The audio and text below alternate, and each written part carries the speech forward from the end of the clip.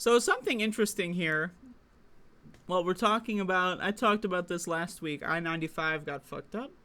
And what's interesting about this is, does anyone remember when we had this bipartisan infrastructure deal? Does anyone, like, Joe Biden went out there and said, like, we're going to get things done. We're going to build back better. Remember all this shit? And then they did this, woo, bipartisan. Everybody is bipartisan. Woo! And then nothing happened. Does anyone remember that? It's infrastructure week. But then this is like the inception, but like, layers of political cringe, right? So it's like Orange Man gets in there and he does this infrastructure week meme at the expense of Obama, who did no infrastructure overhaul. But then during his infrastructure week, he did nothing. And then infrastructure week kept getting delayed, and then it became a meme in and of itself. And then Joe Biden came into office and said, LMAO, Orange Man, remember infrastructure week? And then they did a bipartisan infrastructure deal, which didn't actually do anything. It just gave corporations a shitload of money and didn't fix any bridges or highways or anything. It was just a money laundering scam, right? And then now we're seeing mass bridge collapse under the administration that spent the last, 2 years looking at the Orange Man. It's like the Spider-Man meme. Haha, infrastructure week. Does anyone remember this? They would make jokes about it, quote unquote jokes. The fucking, the redhead lady would go like, well, at least our administration knows about infrastructure. Oh, infrastructure week is finally happening. And then also now all this stuff is happening. But again, what is the root cause of this as a logical problem in the U.S. is that we don't fix problems before they happen. Right? We live in a very, reactive society, a cause and effect society. We don't live in a proactive society. So what do I mean by that? Right? Look at the legal system. And now again, how would you change it, right, to make it better? I'm not sure. But just look at the way the legal system works. If someone threatens you, now, if they threaten you 20 times and you have them on tape each time, maybe you could press charges. But if someone says, a threat to you and you don't have it recorded, you didn't tape it, you can't really do anything about it, right? And then they come and kill you, they fuck you up. Or they kill you, whatever.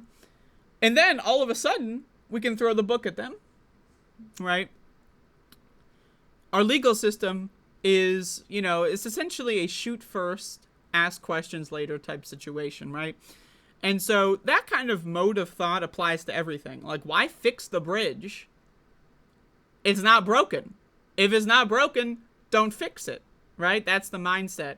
Instead of proactively, we haven't really reinforced this section of I-95 in, 60 years, 70 years, who knows, that fucking long. Right? Maybe before it breaks down, let's redo it a little bit.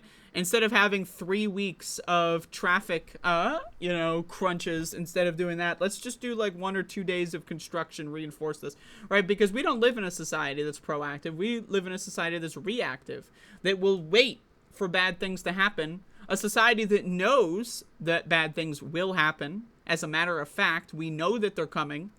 We watch the bad things happen in real time, and then we wait, and then often we don't even fix the bad things. I mean, look at COVID, right? We saw COVID coming down the pike, and then what did the government do? We give up. So oftentimes they'll watch the problem happen, do nothing to solve it when they could have, and then once the genie's out of the bottle, they go, bipartisan infrastructure deal, whatever. We already fucking did it. We already built back better, whatever. But let's read more about this. The stretch of I-95 in Philadelphia that collapsed last weekend is expected to reopen within the next 2 weeks. Quote, we are going to get the traffic moving again thanks to the extraordinary efforts of our incredible union trade workers and all of our hands-on-deck approach. Yeah, where was the hands-on-deck approach a week and a half ago before this fucking shit, melted down and blew up or whatever? Where was the all-hands-on-deck approach? Oh, right, it wasn't anywhere because no one fucking gives a shit until people get hurt. How many people died? That's the barometer of whether or not we got to pay attention. But then, there's an underflow, right?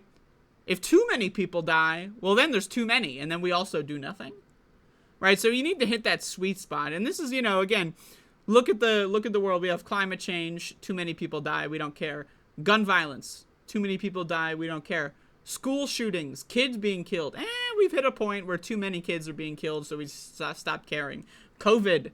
Too many people died of COVID. We don't care, right? But if we hit that sweet spot, you know, we find that sweet spot where it's like, maybe a couple dozen kids died and something that, not in a school shooting, but maybe it was like a field trip shooting, then maybe they'll start caring, right? But most of the time, Americans don't give a shit. So we're a painfully reactive society, but then we also don't even react either. That's the other thing about our society, right? Is that best case scenario, on the best day, we are reactive. On the average day, we're not active at all. We do nothing. So, like, someone will walk into our house, kill our kid, and we'll go like, well, that's a shame, and we'll go on social media to talk about how triggered we are, right? That's most Americans. Oh, my kid got shot at school. Well, whatever. What are you going to do? Oh, my kid's best friend got shot at school. Whatever. I got to go to work tomorrow. Like, most Americans don't actually fucking care. They don't give a fuck. They just don't care about any of this fucking shit. It's a cultural rot. So not only do politicians not give a fuck about being proactive, right? Neither do Americans. You think Americans give a fuck about being proactive? They might say they do. They might go like, look at us. I care. Let's get things done. Remember, like, do you remember all these, like, fucking kid gun violence groups that were praising the bipartisan gun reform? Yeah, I shit you not. Groups with the sole purpose of curbing gun violence threw up their hands and gave away all their credibility when Joe Biden marched out with the bipartisan gun reform bullshit, which did nothing. It did nothing to fix the problem. Nothing at all. And they're like, well, look, we did it. We did it. What? On June 11, a gasoline tanker that carried more than 8,000 gallons of fuel caught fire beneath an overpass, causing a section of the highway to collapse. All of the elevated northbound lanes caved in on the road below, while the southbound lanes were heavily damaged. The truck driver, Nathan Moody, died in the incident. He was 53. Since the fire, the scorched part of the highway located in the northeast. By the way, think of all the fucking fumes that are coming off of this one, damaging the environment in a major city. So, throwing that one out there, I'm sure that we're going to see an IQ drop in Philadelphia. Hey, I mean, Philadelphia's got some fucked up smog. You ever been there? More like filthy-delphia. Am I right, people? Has been closed in both directions to make way for construction. On a typical day, that span would have seen about 160,000 vehicles pass through. Repairs to the damaged stretch of the roadway were initially expected to take months. The federal government released $3 million in emergency funds, which, by the way, how much money would it have cost to fix the shit beforehand so that this wouldn't have been an issue that would have happened? Way less than $3 million, because, again, proactively, it takes less money to keep things maintained than it does to fix them every time there's a disaster. That's why it's more expensive to be poor in the United States, because when you're poor, you can't afford to take proactive measures that are oftentimes at a lesser cost, right?